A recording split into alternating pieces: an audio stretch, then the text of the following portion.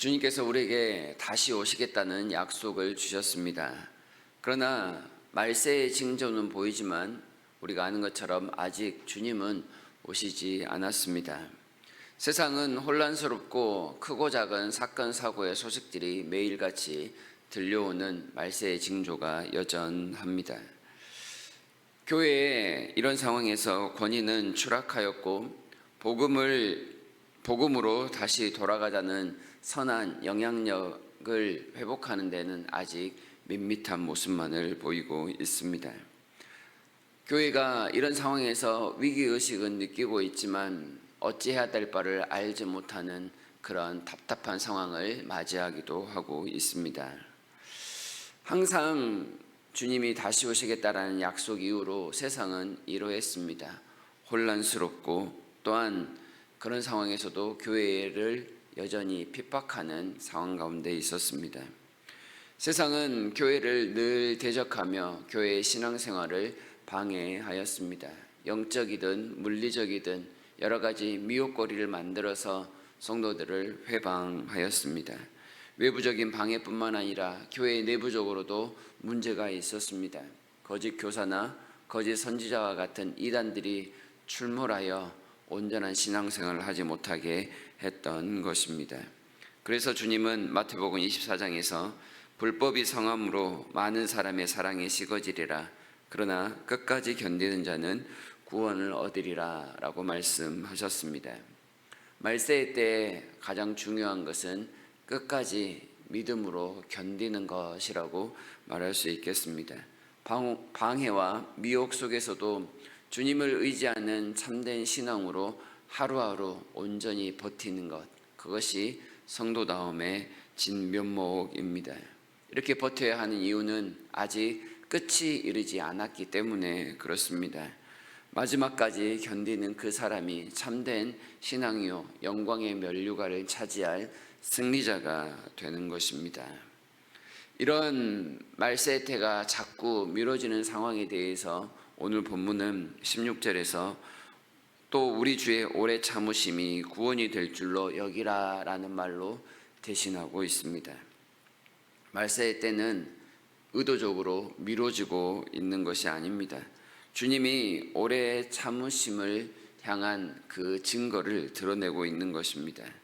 하나님의 백성을 하나하나 다 구원하시기 위한 하나님의 계획인 것입니다. 우리 주님은 우리의 완악함과 우리의 게으름과 음란함과 모든 악함을 지금도 견디고 계시는 겁니다. 우리 주님의 편에서 세상과 우리는 주님께 오물을 쏟아붓고 있지만 주님은 우리를 구원하기 위해서 그 모든 것을 여전히 참아내고 계시다라는 말씀입니다. 우리를 시험하거나 방치하기 위해서 말세를 계속해서 미루고 계시는 것이 아니란 뜻입니다. 이런 상황에서 우리가 감당해야 될 능력은 어디에서 나오는 것일까요? 어떻게 하면 주님을 잘 의지하며 견뎌낼 수 있겠습니까? 우리의 힘으로는 끝까지 견디기 어려울 수 있습니다. 우리에게 그러나 오래 참으시는 주님의 능력이 위로부터 내리게 되면 어떤 상황에서도 우리는 견뎌낼 수 있을 것입니다. 인내는 주님이 주시는 은사입니다. 성령께서 우리 안에 오셔서 진리를 끝까지 붙드는 능력과 거짓과 불의를 거부하는 능력을 주실 때만 우리는 주님의 다시 오심까지 온전히 버틸 수 있습니다. 주님이 우리 안에 오셔서 오래 참으시기에 우리 또한 주님과 함께 오래 참을 수 있다는 그런 말씀입니다.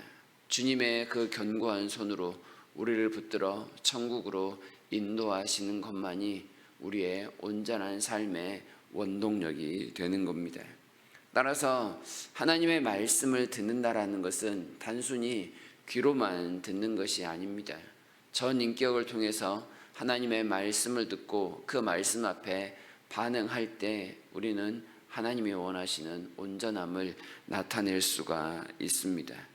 하나님의 말씀을 자기를 합리화시키기 위한 방식으로 해석해서는 안 됩니다. 오직 일부만을 떼어다가 자기에게 유리하다라고 그것만 믿고 살아서도 안 되는 것이지요.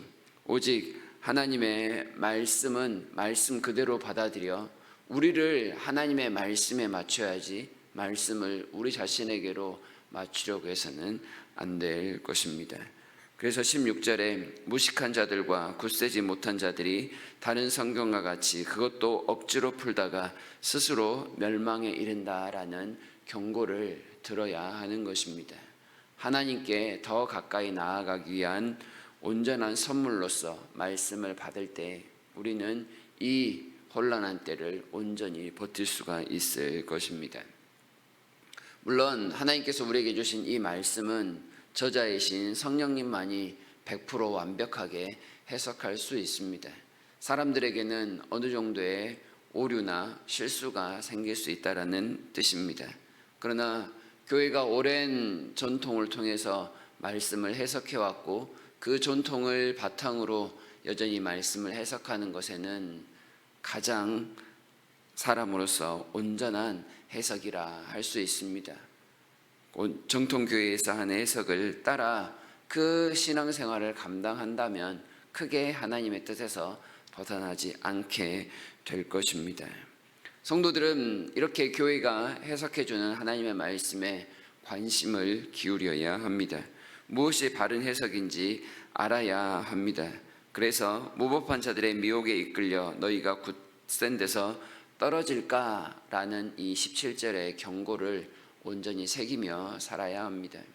사람이 미혹을 받는 것은 누군가가 그로 하여금 나락에 떨어지게 만드는 것이 아닙니다.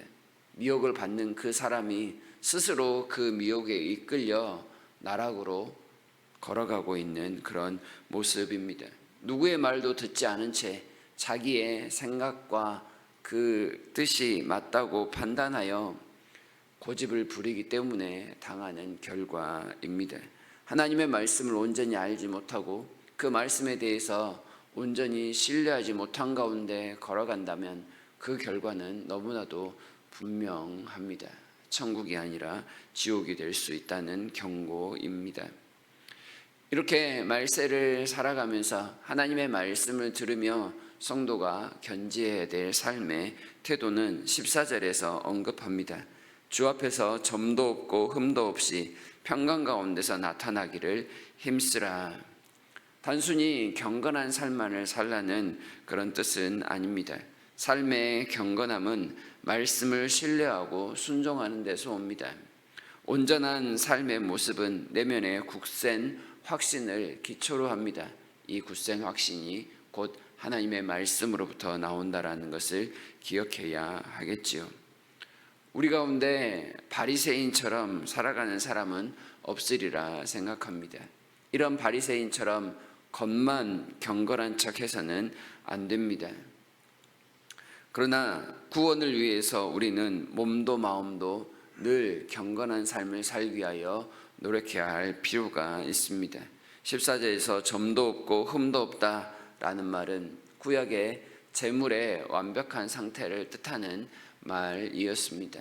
이 말씀을 로마서에서는 하나님 앞에 드려지는 우리 각자의 산 제물과 같은 모습이라고 해석을 합니다. 하나님 앞에 나아가기 위해서 각별하게 신경을 써야 한다는 것입니다. 하나님의 말씀을 들음으로 그 말씀에 맞춰 우리를 쳐서 복종시키는 모습으로 하루하루를 살아갈 때 이 말세를 이겨내는 그 견고한 능력이 우리 가운데 나타난다라는 그런 뜻입니다. 하나님의 뜻을 따라 온전히 마음과 정성을 쏟을 때 하나님께서 우리를 불쌍히 여기시고 또한 우리에게 새 힘을 주실 것입니다. 마지막 때를 살아갈 온전한 능력은 위로부터 내립니다. 진리의 말씀을 듣는 귀가 열리고 또한 주님의 오래 참으심으로 우리를 충만하게 하실 것입니다. 그리고 그 모든 하나님의 오래 참으심을 통하여 구원의 확신에 이르기까지 우리를 자라가게 만드실 것입니다. 말씀을 억지로 해석하는 것이 아니라 말씀 가운데 우리가 순종하며 우리가 겸손히 그 말씀을 따를 때 하나님의 놀라운 복이 임하리라는 확신 속에 살아가야 하겠습니다. 하나님께서 원하시는 온전함을 위하여 말씀에 귀 기울이고 세상의 혼잡한 소리에 관심을 기울이지 않게 하여 우리 자신을 늘 하나님 앞에 나아가게 만드는 은혜가 있기를 바랍니다.